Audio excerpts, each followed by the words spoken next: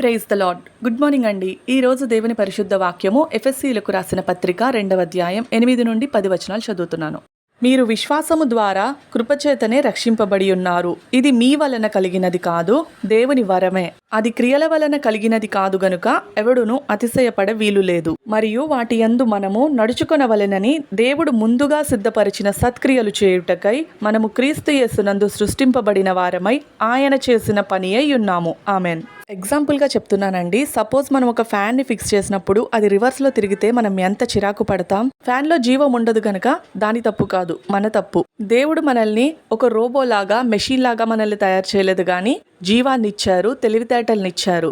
అలాగే సత్క్రియల్ని మన కోసం ఏర్పాటు చేశారు. కానీ మనం వాటిని చేయకుండా మనకి నచ్చినట్టు చెడు మార్గాల వైపు తిరుగుతున్నాం. మరి మన కోసం దేవుడు ఎంతగా బాధపడతారు కదా. నిజదేవుని తెలుసుకుని రక్షింపబడ్డామంటే మన గొప్పతనం కాదు, కానీ దేవుని కృప మాత్రం.